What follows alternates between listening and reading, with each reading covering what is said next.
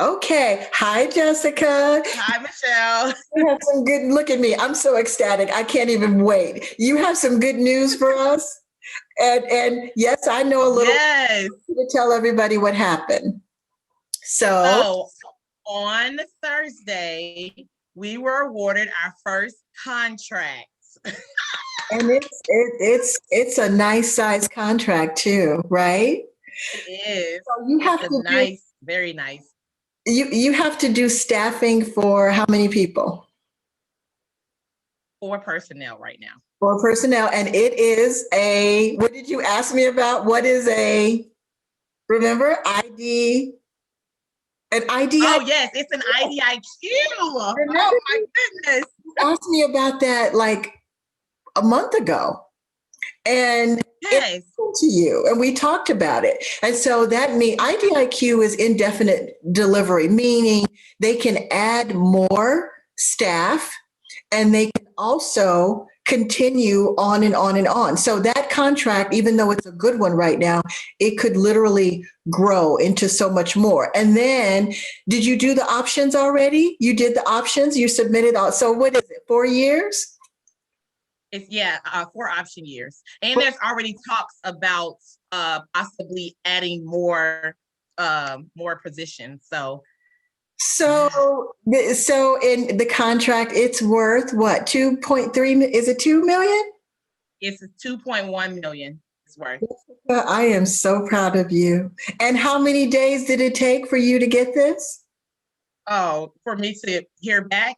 No, no, no. Yeah, because you were anxious. You're the reason I did a video on how I find out what's going on because you were so anxious. No, I mean, since you've been in business, you told me how many days did it take you to win a contract after doing this for Oh, it took me 62 days or something like that. It wasn't long. I would just put it like this. This on the 23rd of this month would have made 90 days. See? And I So kept telling you, I would have to tell Jessica, you guys, don't worry. You it's going to be fine. The longer they take sometimes the better because it means that they are actually trying to figure things out. And I think with you, well, I'm getting ahead of myself, but tell them what she said about your pricing. They were afraid about your pricing. yeah, so she called me and she said that she basically loved my proposal. She said it was perfect. She said that she'll be honest. She said the pricing was on point. I had the lowest pricing this time. It was That's the very because first time. let me just say, we worked on that pricing, didn't we, Jessica?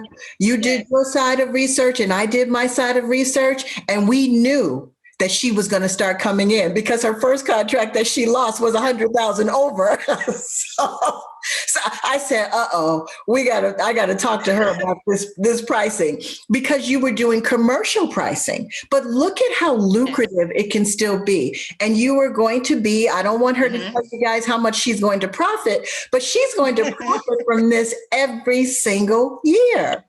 Yeah. It's amazing. But Jessica, and this is just to say, I know I sound like a mom, but she did everything I told her to do. Didn't you? Everything I told her to do. And all I did was give you guidance, showed you specific things, answered specific questions. And yeah, I helped a little bit, but it was all you. It would not have happened had you not listened, had you not been focused, had you not, and you were thinking, oh my God, getting discouraged a little bit, but I was there to help you to understand it's a numbers game, it's a long game, and you didn't even get to have as many bids as I wanted you to bid. I didn't. Yep. So the first thing I said was, okay, this is great. Now when we gonna start bidding again? You did. You did. Because the reason being is because that's one of the problems is that the first thing people do is, especially a lot of my 8As, they win $1 million contract or $2 million contract and they stop. And you don't even have as big of a team as some of my other clients, and they don't even do it. I tell them, as soon as you get that first big number, when you can do it, please either you make sure your team can do the work because you've already hired somebody. Actually, Yes. you hired two people. Tell us Yes. about that. Tell us about that.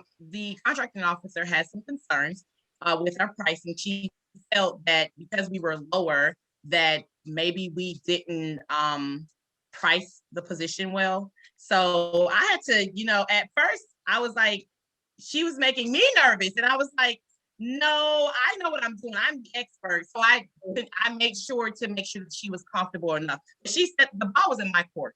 Okay, it was in my court. So we decided to move forward, and I told my team, I said, we're going to hit this aggressively because she had those concerns initially. I want to make sure that we hit the ground running like now. And so we hit the ground running, boosted the position, and we will be extending an offer to one of our candidates today, and then we have an interview scheduled for the other candidate. But I want to have the position, all of them filled within 30 days. Because I have a point to prove. We are a small business, but we are kicking butts, okay, at a cheaper price than my competitors. Because she was saying that the other bids that came in, they were like extremely higher than mine. $1 million more, right? Yes, Per year. which made her, but it's weird because it made her question my company instead of theirs. And that's why we have a point to prove. Because and I told Jessica this, and people will do that to you. People will try to put their fear off on you, but she really admired Jessica. She was very impressed with her package, and Jessica did everything that I showed her how to do with that package. She did it a couple of times, and now she does it like clockwork. Yes. And so, she would send it to me. You send it to me. Sometimes you want me to look at your numbers, but only a couple of times did I have to say, okay, just do this and this. But it was never anything major because you did. And I don't even think I gave you a full template. I just kind of let you start from where you were, and then I would come back and fill it in. But what I told Jessica about the reason the contracting officer was nervous is because the industry sets the market. And what has happened is a lot of these other companies that have a lot more experience than Jessica. And when I say experience, I don't mean her experience as a person, but her company's experience. These companies are probably much bigger. They probably have a lot more employees. They have overhead, but they're all used to competing against each other. And so they set the market for the pricing. So the contracting officer is thinking, well, how come everybody else's numbers are high and hers is low? Because Jessica is a disruptor. Uber did it, Lyft did it. Any new business, any new company that finds a way to do it better and cheaper is going to disrupt the market. So you disrupted the market. And the reason she can do that is because she doesn't have all of the overhead cost and all of the big salaries and all of that. She can still pay herself comfortably, pay her new employee comfortably, pay her staff, because those staffing people are being lent to the government. That's Jessica's staff. Those are her staff people. She can take that staff once that job is over and put them somewhere else. So she's responsible for payroll. She's responsible for all of those things. And she has done that, with other companies. She just decided to go out on her own because she knew she could do it, so, and in less than 90 days, I tell people that's what happened to me, but you have to believe. And I always tell Jessica, go in like you're going to win. Even if you lose, go in like a winner, because one of them you are going to win. And then you had the other one that you lost that she was a little bit bummed, and I told her because he even gave you rave reviews. Remember the other one, the technologist one, he gave you rave reviews and said you did a great job, but he wanted more past performance experience. And I reminded Jessica, but we knew that already. Right. So, but every time she submits a bid, win or lose, it's the same game. And the only way you're going to win is to get in the game. Yes. 50% is showing up. But, and what did I tell you? Well, don't worry about it. God must have something else bigger and better planned. And he sure Yes, did. he sure did. He sure did. He gave me an IDIQ. He sure did. And the thing that really just blows my mind is the fact that this wasn't even a service disabled veteran on set aside. It was a small business, which means I was competing against other small businesses, not just the other two that I won out of all of these other offers. I'm really curious to see how many offers, that they actually. As soon as she gets done with your paperwork, like officially you're in FPDS where I showed you to go, you will see how many offers were in there. We could also look at it in USA spending. But that's a great point. I'm so glad you brought that up because I am always telling people, it doesn't matter what your certification is. Go for those and go for total small business. Because a lot of times, especially I tell 8As, you're not going to find enough opportunities for you to consistently win. And this is a perfect example of me preaching that. Yes. Because she told you exactly what I always tell you guys. Did. She said, go ahead. She said, this was a total small business and you're a service disabled veteran. And she was so excited that you were a service disabled veteran. But because she's a service disabled veteran.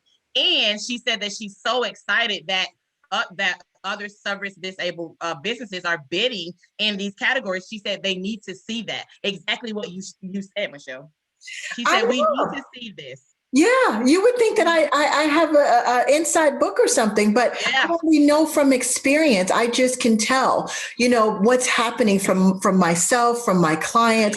And this is the reason, well, now I just want to make millions like everybody else consistently. But one of the reasons I started, doing this, winning for my clients is because I wanted to make sure that what I was teaching was real and that it works. And I hate to say it, but it does. I don't hate to say it. I love saying it. It works. It really does. It works. And so you're just going, so Jessica now is going to bring in, or she has hired her contract administrator, somebody that she trained at another company, and she's going to hire her. And now Jessica as the CEO, because sometimes you have to do this, you have to decide where you're going to spend your time. If she doesn't have someone that can do what she does with the business development side, bringing in more contracts, then she needs to do it and let the staff do the other work. And that's what I tell all of my other people in my classes, my workshops, and my clients from the past. Some of them listen, but a lot of them don't. And I tell them that $1 million is going to run out. Yeah. Because they are not always getting IDIQs like you, or they're not always getting 4-year options. Or, you can get a 4-year option that's only 6 months. Your contract could grow. You could grow from 4 to 8 to 10, provided you do a good job, and they'll just keep giving you stuff every single year. So now she doesn't want to have too much on her plate, but what she does want to do is learn how not to just depend on one contract and one agency. If she needs to bring in another person to do contract administration, she will have that in her cost. And see, those people, I didn't finish talking about the market. You disrupted the market. But see, that contracting officer is thinking that these other businesses are paying these people a lot more. And guess what? They're not. They're keeping that profit, which I ain't mad at them. There's nothing wrong with that. But this is where I talk about being greedy. Yeah. Remember? Yes. I tell people, if you can make $100,000 in profit off of a contract, okay, don't be greedy. Your competitor is probably trying to make 200,000, or $500,000. So that's what they're doing, Jessica. That's why they're higher, is because of all of their overhead. They probably have a lot of high-paying salaries, but they ain't giving it to the other people or the staff that probably looks like to the contracting officer that they're paying these people. So if you bring in a staff, in summary, what I'm saying, guys, is the contracting officer is thinking that Jessica's pricing was low or maybe too low, and she wouldn't be able to attract the talent, when in actuality, she didn't think about the fact that Jessica's competitors are too high, because they created that market. They made it that way. Good for them. that they were winning once upon a time, but now they got Jessica to contend with. So this is so wonderful, and congratulations. I'm so Thank you. And we will keep people abreast of your progress. Jessica's had a lot going on in the last couple of months. She lost someone to COVID. That's why you guys didn't see her, and I wasn't pressuring her, but she did all of this while she was going through that, so I know what it feels like to lose somebody that you adore and love in your family. It's devastating, and it's hard to keep going, so I'm very proud of you. And you wish that person were here to see what was going on, but wonderful. I'm so happy for you. And we will keep you guys abreast of Jessica's progress. She is definitely, look, not just this month's poster child. She is the poster child for the year. She's better than my children. She does it. My daughter always, my youngest daughter, I told you, she used to say, Mommy, why are you always helping all these people? I want help with my business. Well, first of all, those people do two things. Number one, they pay you. Number two, they listen. So that's it. And you don't have to do every single thing I said. Didn't you and I have a lot of discussions where I said, well, I trust your judgment about that in the industry, because you would know certain things about your industry better than I would, but you have to think about A, B, C, D. Right. And then when you do, you come up with the right answers. Yeah. So you're not closed-minded. You're willing to learn, and you're smart. You're bringing in people right away. You're hiring a payroll management person because that's going to be a lot. All that payroll you have to pay. Look, you're going to be passing out a lot of money. I know. So the nice thing about the staffing business, that's what I do like about the staffing business, is that even though, it's people management, most of the time you get great experienced people, but it's consistent income, all the time, so, and we'll talk about, how you're invoicing and stuff like that. She'll talk to your contracting officer, will talk to you about it. And if you have any questions, you can just ask me, okay.